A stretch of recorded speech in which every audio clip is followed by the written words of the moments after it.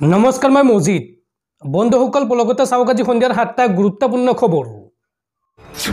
প্ৰথমটো খবৰ, ৰাজ্যত পুনৰ ভয়ংকৰ পথ দুৰ্ঘটনা। এইবাৰ 50 গৰাকী বিবাহ যাত্ৰী কঢ়িয়াই নিয়া এখন আল্ট্ৰাবাছ দুৰ্ঘটনাগ্ৰস্ত হৈছে। ভয়ংকৰ দুৰ্ঘটনাত পতিত হৈছে বিবাহ যাত্ৰী কঢ়িওৱা বাছ। ৰাষ্ট্ৰীয় ঘাইপথৰ দাঁতিত বাগৰিল বিবাহ যাত্ৰীৰ আল্ট্ৰাবাছ।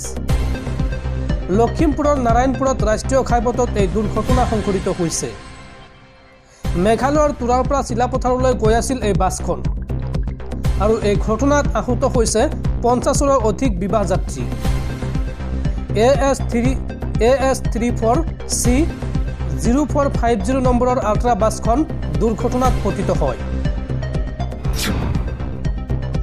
পৰৱৰ্তী খবৰ, এইবাৰ ৰাষ্ট্ৰীয় পৰ্যায়ত অসমৰ নাক কাণ কাটিলে গুৱাহাটীৰ চোৰে। ডেৰাডুনৰ পৰা অসমলৈ অহা যুৱতী বাইক ৰাইডাৰৰ বাইক চুৰি হ'ল গুৱাহাটীত। সুৰক্ষিতভাৱে ভ্ৰমণ কৰিলে গোটেই দেশ, কিন্তু অসমত ভৰি দিয়াৰ পিছতেই বাইক চোৰৰ কবলত পৰিল জনপ্ৰিয় যুৱতী বাইক ৰাইডাৰ ননী। আৰু এই সন্দৰ্ভত মুখ্যমন্ত্ৰী আৰু অসম আৰক্ষীৰ সহায় বিচাৰি ৰাইডাৰ ননীৰ বিশেষ ভিডিঅ'। এইবাৰ অসমৰ নাক কাণ কাটিলে গুৱাহাটীৰ চোৰে। অসম ফুৰিবলৈ অহা যুৱতী বাইক ৰাইডাৰৰ দলৰ বাইক চুৰি হ'ল অসমত। উত্তৰ পূব ভ্ৰমণৰ মাজতে গুৱাহাটীত থাকোঁতে ঘটিল অঘটন। ডেৰাডুনৰ পৰা সহযোগীৰ সৈতে অসমলৈ আহিছিল জনপ্ৰিয় বাইক ৰাইডাৰ ননী আৰু গুৱাহাটীত উপস্থিত হৈ সৰুসজাই লজত আশ্ৰয় লৈছিল ননীয়ে। আৰু সৰুসজাই লজৰ পাৰ্কিঙৰ পৰাই ননীৰ সহযোগীৰ বাইক নিলে চোৰে। পাৰ্কিঙৰ CCTV কেমেৰাত বন্দী হৈছে চুৰিৰ সেই সমগ্ৰ দৃশ্য। আৰু এই সন্দৰ্ভত মুখ্যমন্ত্ৰী আৰু অসম আৰক্ষীৰ সহায় বিচাৰি জনপ্ৰিয় ৰাইডাৰৰ বিশেষ ভিডিঅ'। তেওঁ এই সন্দৰ্ভত মন্তব্য কৰি কয় যে সমগ্ৰ ভাৰত ঘূৰিলোঁ, একো নহ'ল, অসমতে বাইক চুৰি হ'ল। এক ভিডিঅ' যোগে এই মন্তব্য কৰি দুখ প্ৰকাশ কৰে জনপ্ৰিয় বাইক ৰাইডাৰ ননীয়ে। পৰৱৰ্তী খবৰ, এইবাৰ লণ্ডনত ভাৰতৰ বৈদেশিক মন্ত্ৰী এছ জয়শংকৰক আক্ৰমণৰ চেষ্টা দুৰ্বৃত্তৰ। চাথাম হাউচৰ পৰা উভতি আহোঁতেই মন্ত্ৰীজনৰ লগত দুৰ্বৃত্তই কৰিলে ভয়ংকৰ কাণ্ড। ভাৰতৰ বৈদেশিক মন্ত্ৰী এছ জয়শংকৰক আক্ৰমণৰ চেষ্টা লণ্ডনত। খালিস্তানী সমৰ্থকে আক্ৰমণৰ চেষ্টা চলাইছিল এছ জয়শংকৰক। চাথাম হাউচৰ পৰা উভতি আহোঁতেই মন্ত্ৰীজনৰ লগত সংঘটিত হয় এই ঘটনা। চাথাম হাউচৰ বাহিৰত খালিস্তানী শ্লোগান আৰু পতাকাৰে প্ৰতিবাদ খালিস্তানী সমৰ্থকৰ। মন্ত্ৰী এছ জয়শংকৰৰ গাড়ীৰ সমীপত প্ৰতিবাদকাৰীয়ে ভাৰতৰ জাতীয় পতাকাক অপমান কৰে। লণ্ডন আৰক্ষীৰ সন্মুখতেই ভাৰতৰ জাতীয় পতাকা ফালিলে খালিস্তানী সমৰ্থকে। কোনোমতে প্ৰাণ ৰক্ষা ভাৰতৰ বৈদেশিক মন্ত্ৰী এছ জয়শংকৰৰ। দৰ্শকসকল, আৰু বহুতো গুৰুত্বপূৰ্ণ খবৰ আছে। তাৰ আগতে আপোনাক জনাওঁ যে যদি আপুনি এতিয়ালৈকে এইটো ভিডিঅ'ত লাইক কৰা নাই তেন্তে এতিয়াই ভিডিঅ'টোত লাইক কৰি দিয়ক। আৰু এনেকুৱা ধৰণৰ ভিডিঅ'সমূহ নিতৌ চাবলৈ চেনেলটো ছাবস্ক্ৰাইব কৰি কাষত থকা বেল আইকনটো প্ৰেছ কৰি ৰাখক। পৰৱৰ্তী খবৰ, ডিটেনশ্যন কেম্পক লৈ এইবাৰ সদনত গৰজি উঠিল কংগ্ৰেছী বিধায়ক নুৰুল হুদা। নুৰুল হুদাই এই সন্দৰ্ভত মন্তব্য কৰি কয় যে এটা পৰিয়ালৰ সকলো মানুহ ভাৰতৰ, কিন্তু এজন কেনেকৈ বিদেশী হয়, আৰু যিসকলে জীৱনত বাংলাদেশ দেখাই নাই তেওঁ কেনেকৈ বাংলাদেশী হ'ল।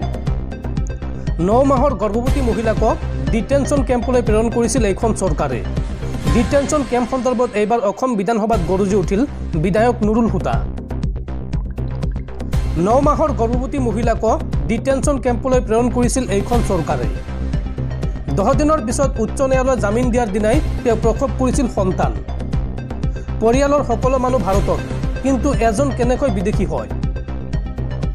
যদি বিদেশী তেন্তে স্বদেশলৈ ঘূৰাই পঠাওক চৰকাৰে। আৰু যিসকলে জীৱনত বাংলাদেশ দেখাই নাই তেওঁ কেনেকৈ বাংলাদেশী হ'ল। আৰু যদি সেইসকল লোক বিদেশী তেন্তে ডিটেনশ্যন কেম্পত মৃত্যু হ'লে নিথৰ দেহ কিয় বাংলাদেশলৈ নপঠায় চৰকাৰে।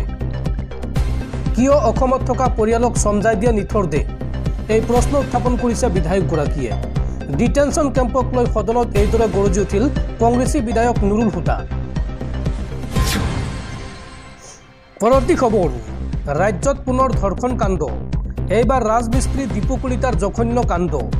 PMAYৰ ঘৰ নিৰ্মাণ কৰিবলৈ আহি 16 বছৰীয়া কিশোৰীক ধৰ্ষণ এইগৰাকী ৰাজমিস্ত্ৰী দীপুৰ।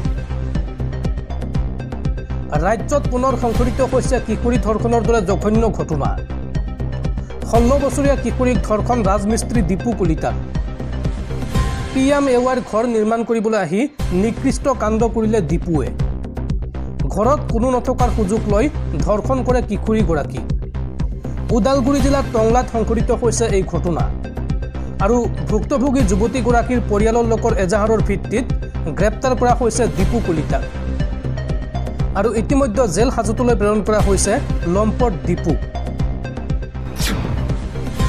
পৰৱৰ্তী খবৰ ঘোষণা কৰা হ'ল অসম আৰক্ষীৰ SI পৰীক্ষাৰ ফলাফল ৱেবছাইটত উপলব্ধ হৈছে ফলাফল কেনেকৈ চাব ৰিজাল্ট চাও আহক ঘোষণা হ'ল অসম আৰক্ষীৰ SI পৰীক্ষাৰ ফলাফল পুৱা 11 বজাৰ পৰা ৱেবছাইটত উপলব্ধ হৈছে ফলাফল www.slprbassam.in এই ৱেবছাইটত উপলব্ধ হৈছে ফলাফল এই ৱেবছাইটৰ জৰিয়তে আপোনালোকে চাব পাৰিব ফলাফল উল্লেখযোগ্য যে 203টা পদৰ বাবে অনুষ্ঠিত হৈছিল এই পৰীক্ষা আৰু এই লিখিত পৰীক্ষাত উত্তীৰ্ণ হ'লে পুনৰ অৱতীৰ্ণ হ'ব লাগিব PST আৰু PET পৰীক্ষাত পৰৱৰ্তী খবৰ ভাওনা বিতৰ্ক সন্দৰ্ভত অৱহেলাত ক্ষমা বিচাৰিলে মন্ত্ৰী অশোক সিংঘালে সামাজিক মাধ্যমৰ জৰিয়তে মন্ত্ৰীগৰাকীয়ে ক'লে যে মই ক্ষমা প্ৰাৰ্থী অৱশ্য তেওঁ ভাওনা সন্দৰ্ভত নেতিবাচক মন্তব্য দিয়া নাই বুলি পুনৰ দোহাৰিলে ভাওনা সন্দৰ্ভত তেওঁৰ যি মন্তব্য প্ৰকাশ পাইছে সেয়া ভিত্তিহীন বুলিও পুনৰ দাবী কৰিছে মন্ত্ৰী অশোক সিংঘালে পৰৱৰ্তী খবৰ সাৱধান দেশবাসী ঔষধৰ নামত আপুনি কি খাইছে জ্বৰ কাহৰ পৰা আৰম্ভ কৰি এণ্টিবায়টিক ব্লাড প্ৰেছাৰ থাইৰয়ড শিশুৰ চিৰাপত ধৰা পৰিছে ভেজাল ঔষধৰে ভৰি পৰিছে বজাৰ ঔষধ কোম্পানীৰ দায়িত্ব জ্ঞানহীনতাৰ বাবে ৰোগী পৰিব পাৰে ভয়ংকৰ বিপদত শেহতীয়া প্ৰতিবেদনত প্ৰকাশ পাইছে চাঞ্চল্যকৰ তথ্য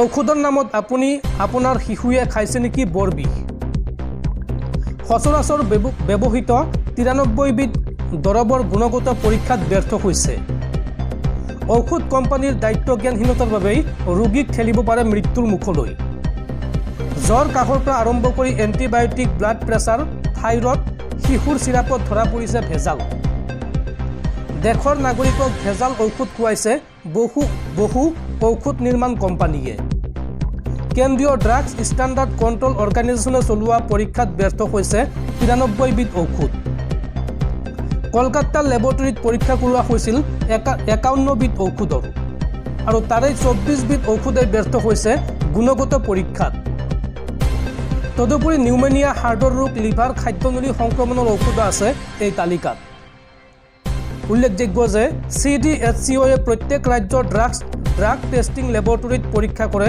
ঔষধৰ গুণাগুণ আৰু এই পৰীক্ষাত ধৰা পৰিছে এই তথ্য